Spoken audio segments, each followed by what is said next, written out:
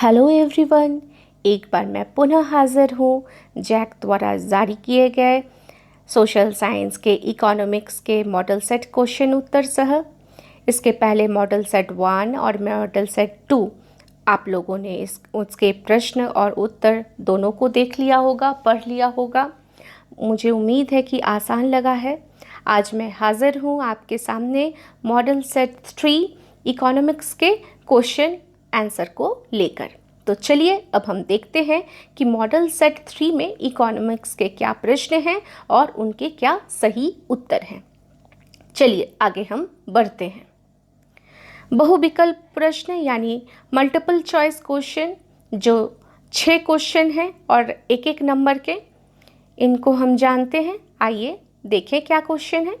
पहला प्रश्न है, इनमें से कौन द्वितीयक क्षेत्रक में शामिल है? ए कुम्हार, बी बुनकर, सी दियसलाई कारखाना में श्रमिक और डी उपर्युक्त सभी। द्वितीयक क्षेत्र यानी वह क्षेत्र जिसमें प्रकृति द्वारा प्राप्त संसाधन से मनुष्य जो है मशीन द्वारा वो विनिर्माण करता है और वस्तुओं और सेवाओं का उत्पादन करता है। तो यहाँ कुम्हार जो है वो मिट्टी के बर्तन बनाता है, बुनकर जो है धागों से जो है कपड़ा तैयार होता है, बुनने का जो काम करता है। दियसलाई कारखाना में श्रमिक, ये भी द्वितीयक क्षेत्र में आते हैं, यानी यहाँ पर डी जो होगा वो द्वितीयक क्षेत्र में शामिल है। यानी कि कुम्हार, बुनकर, दियसलाई कारखाना में श्रमिक, ये तीनों जो है वो द्वितीयक क्षेत्र से हैं। आगे है मैं बढ़ती हूँ। दूसरा प्रश्न, चलिए ये आ गया आपके स्क्रीन पर। एक वस्तु का अधिकांशतः प्राकृतिक प्रक्रिया से उत्पादन किस क्षेत्र की गतिविधि है? ए प्राथमिक, बी द्वितीयक, सी तृतीयक और डी है सूचना प्रौद्योगिक। तो इसका सही उत्तर होगा ए प्राथमिक, बिल्कुल सही। आगे मैं बढ़ती हूँ। तीसरा प्रश्न, ऋण के अनौपचारिक स्रोत में शामिल है। आपको ये मालूम है कि साख के 2 स्रोत हैं, जो है औपचारिक और अनौपचारिक। औपचारिक साख यानी जिस पर सरकार का नियंत्रण होता है, जैसे बैंक, सहकारी समितियां, ये सारे आ जाते हैं। और अनौपचारिक स्रोत जिस पर सरकार का कोई नियंत्रण नहीं होता है। तो ये साख के स्रोतों में शामिल है महाजन, साहूकार, दोस्त, रिश्तेदार, पड़ोसी, ये सारे जो हैं व्यापारी, ये सभी जो है ये अनौपचारिक साख के स्रोत हैं। तो चलिए हम ऑप्शन देखते हैं कि कौन सा है। ए व्यापारी, बी सहकारी समितियां, सी बैंक और डी है इनमें से कोई नहीं। तो इसका सही उत्तर व्यापारी होगा, क्योंकि व्यापारी जो है वो ऋण के अनौपचारिक स्रोत में शामिल है। आगे हम बढ़ते हैं। क्वेश्चन नंबर 4, भारत में करेंसी नोट कौन जारी करता है? A State Bank of India, B Central Bank of India, C Reserve Bank of India और डी है पंजाब नेशनल बैंक। तो इसका सही उत्तर होगा C Reserve Bank of India. 5वां क्वेश्चन है, विश्व की किस संस्थान ने व्यापार और निवेश के उदारीकरण के लिए विकासशील देशों पर दबाव डाला है? ए विश्व व्यापार संगठन, बी विश्व बैंक, सी अंतर्राष्ट्रीय मुद्रा कोष, डी है इनमें से कोई नहीं। तो इसका सही उत्तर होगा ऑप्शन ए विश्व व्यापार संगठन। अब हम आगे जो प्रश्न है उसकी ओर बढ़ते हैं। विश्व की सबसे बड़ी मोटर गाड़ी निर्माता कंपनी कौन है? A Tata motor, B Suzuki company, C Ford motors और डी इनमें से कोई नहीं। तो इसका सही उत्तर है सी फोर्ड मोटर्स। अब हम जो फिल इन द ब्लैंक्स है उन प्रश्नों को देखते हैं कि क्या है मॉडल सेट 3 में। इसमें पहला क्वेश्चन है, आयात पर कर डैश अवरोधक का एक उदाहरण है, वाणिज्य या व्यापार? तो इसका सही उत्तर होगा व्यापार। भारत में डैश अनुपात में श्रमिक असंगठित क्षेत्र में काम कर रहे हैं? तो इसका सही उत्तर है बड़े अनुपात में। बैंक डैश देने वाले ब्याज से ऋण पर अधिक ब्याज लेते हैं, जमानत, जमा राशि। तो इसका सही उत्तर है जमा राशि। आगे बढ़ते हैं और ये है very short answer type question, जो 2 प्रश्न हैं 2 मार्क्स का। चलिए हम देखते हैं कि ये 2 प्रश्न कौन कौन से हैं। कृषि क्षेत्र में अल्प बेरोजगारी क्यों है?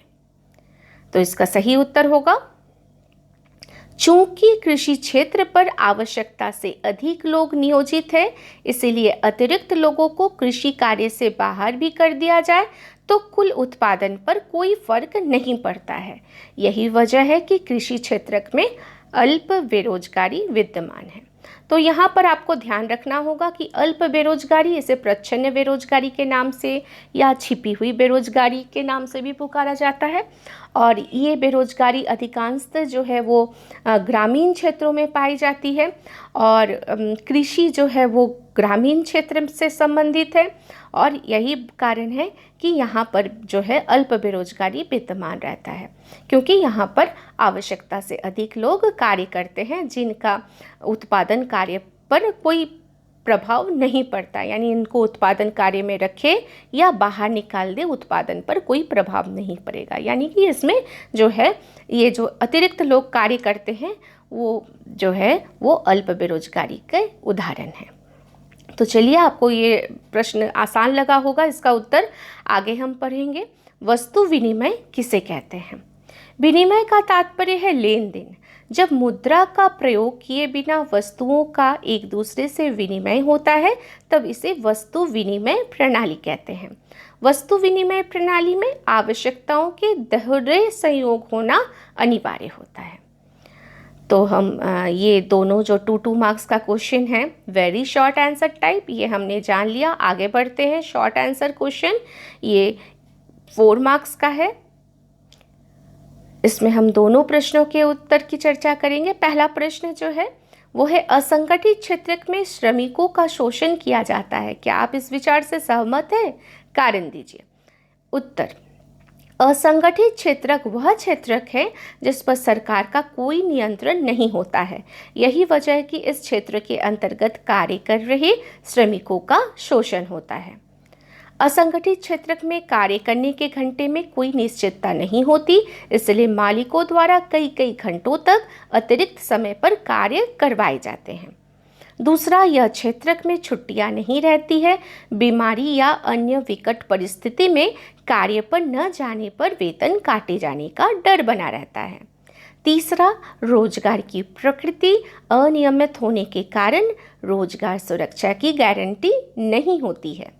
चौथा, कभी कभी असंगठित क्षेत्र के श्रमिकों का कम वेतन पर अधिक परिश्रम करवाया जाता है। 5वां नंबर का है कि यद्यपि असंगठित क्षेत्र में भी नियम होते हैं परंतु इनका पालन उपयुक्त ढंग से नहीं होता है। तो ये प्रश्न जो है इसके उत्तर थे कि ये प्रश्न थे कि असंगठित क्षेत्र में श्रमिकों का शोषण किया जाता है, तो इस पर विचार जो है वो डालने के लिए कहा गया था। तो इसमें सहमत है कि हाँ कि असंगठित क्षेत्र में श्रमिकों का शोषण होता है। तो उम्मीद है बच्चों कि ये उत्तर आपको आसान लगा होगा। अब हम लोग शॉर्ट आंसर क्वेश्चन में ही दूसरा जो अथवा का क्वेश्चन है उसको हम देखेंगे। देश की अर्थव्यवस्था में बैंकों की क्या भूमिका रहती है? इसका उत्तर ये रहा कि देश के आर्थिक विकास में बैंकों का निम्नलिखित महत्व है। बचत को बढ़ावा देना। बैंकों में लोग अपने बचत को जमा करते हैं ताकि इन बचतों को इकट्ठा कर आवश्यकता अनुसार इस जमा धन को मांग के जरिए निकाल सके और इन लघु बचतों से कोई उत्पादक कार्य कर सके। दूसरा है पूंजी निर्माण। उत्पादन के कारकों में पूंजी एक महत्वपूर्ण कारक है और पूंजी निर्माण का महत्वपूर्ण कार्य बैंकिंग संस्थान के माध्यम से ही होता है। तीसरा है ऋणदाताओं के लिए लाभकारी। ऋण के स्रोतों में बैंक एक औपचारिक संस्था है जो सरकार के नियंत्रण में होता है। इसमें मनमाने तरीके से बैंक ऋणदाताओं से ऋण की मोटी ब्याज दर नहीं वसूल सकता। चौथा पॉइंट है कि उद्योग एवं व्यापार के लिए उपयोगी। बैंकिंग संस्थाओं से प्राप्त ऋणों के माध्यम से उद्योग और व्यापार का प्रसार होता है। 5वां पॉइंट, अर्थव्यवस्था में उन्नति। संपूर्ण अर्थव्यवस्था के लिए बैंक अति महत्वपूर्ण है। यह न सिर्फ कृषि, लघु एवं कुटीर उद्योग तथा दीर्घकालीन निवेश के लिए ऋण के माध्यम से लोगों की ज़रूरतें पूरी करता है। अपितु आवश्यकता पड़ने पर संकटकालीन परिस्थिति में भी सरकार की भी सहायता करता है। अब हम लॉन्ग आंसर टाइप क्वेश्चन में जाएंगे और इसमें पहला क्वेश्चन देखते हैं कि दूसरे देशों में बहुराष्ट्रीय कंपनियां किस प्रकार उत्पादन या उत्पादन पर नियंत्रण स्थापित करती है। तो इसका उत्तर ये रहा, सामान्यतः बहुराष्ट्रीय कंपनियां उसी स्थान पर अपनी उत्पादन इकाई स्थापित करती हैं जो बाजार के समीप हो, जहां कम लागत पर कुशल श्रमिक उपलब्ध हो तथा जहां उत्पादन के अन्य कारकों की उपलब्धता सुनिश्चित हो। दूसरा, कई बहुराष्ट्रीय कंपनियां विभिन्न देशों की स्थानीय कंपनियों के साथ संयुक्त रूप से उत्पादन करती है। इससे स्थानीय कंपनियों को निवेश के लिए धन तथा नवीनतम प्रौद्योगिकी दोनों मिल जाते हैं। तीसरा, कई बहुराष्ट्रीय कंपनियां छोटे उत्पादकों द्वारा इन्हें दी जाने वाली उत्पादन की आपूर्ति को अपने ब्रांड से ग्राहकों को बेचती है। चौथा पॉइंट, बहुराष्ट्रीय कंपनियां स्थानीय कंपनियों से निकट प्रतिस्पर्धा करके दूरस्थ स्थानों के उत्पादन पर अपना प्रभाव जमाती है। अब हम लोग दूसरा अथवा क्वेश्चन देखेंगे कि ये क्या है मॉडल सेट 3 में।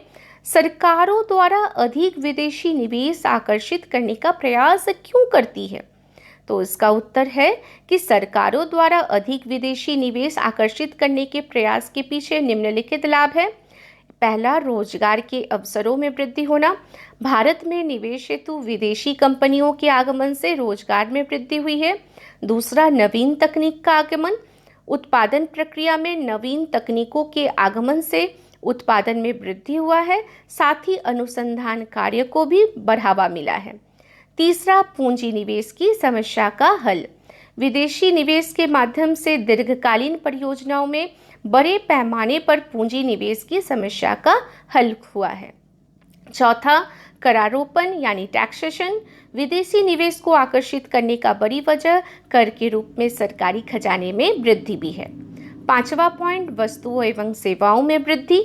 बड़े पैमाने पर विदेशी निवेश के फलस्वरूप देश में वस्तुओं एवं सेवाओं में वृद्धि हुई है, जिसके कारण भारतीय अर्थव्यवस्था का प्रसार हुआ है। छठा पॉइंट, परिवहन तथा संचार सेवाओं का विकास। विदेशी निवेश के कारण बहुत से अन्य सहायक उद्योग जैसे परिवहन, संचार व प्रौद्योगिकी आदि का विकास हुआ है। सातवां पॉइंट, श्रम कानून में लचीलापन। विदेशी निवेश आकर्षित करने हेतु सरकार द्वारा श्रम कानूनों में लचीलापन लाने की अनुमति दी है। हाल के वर्षों में सरकार द्वारा कंपनियों को अनेक नियमों से छूट लेने की अनुमति दे दी गई है। आठवां पॉइंट है कि भारतीय कंपनियों का अंतर्राष्ट्रीय स्तर पर पहचान। कुछ भारतीय बड़ी कंपनियां भी हैं जो वैश्वीकरण के फलस्वरूप पूरे विश्व स्तर पर अपना नाम कर रही है, जैसे Tata Motors, Infosys, Asian paints, Mahindra, Ranbaxy इत्यादि। तो ये रहा इस प्रश्न का उत्तर। उम्मीद है कि आपको ये सारे उत्तर जो है आसान लगे होंगे और आप जो है इन्हें समझते हुए इन्हें याद करेंगे। उम्मीद है कि अगला जो है मॉडल सेट 4 भी मैं आप लोगों के सामने बहुत जल्द लेकर के आऊँगी, और तब तक के लिए मुझे इजाज़त देंगे और हैप्पी होली। और मैंने वादा किया था कि होली के तक जो है आप लोगों को मॉडल सेट 1, 2 और 3 तीनों के ही इकोनॉमिक्स के क्वेश्चन आंसर मैं बता दूंगी इस यूट्यूब वीडियो के द्वारा। अगर आप नए हैं मेरे इस चैनल में तो ज़रूर से आप जो है मेरे इस चैनल को सब्सक्राइब करेंगे, ताकि कोई भी नया वीडियो मैं अगर डालूं तो आप तक जो है तुरंत नोटिफिकेशन के माध्यम से आपको पता चल जाए। और अगर आपको पसंद आती है मेरी ये वीडियो तो ज़रूर शेयर करेंगे, मुझे बहुत बहुत खुशी होगी। तो इसी के साथ ही मैं विदा लेती हूँ। हम फिर मिलेंगे, अब मैं फिर एक नए वीडियो के साथ फिर हाजिर होंगी। तब तक के लिए मैं इजाज़त चाहती हूँ। Thank you very much.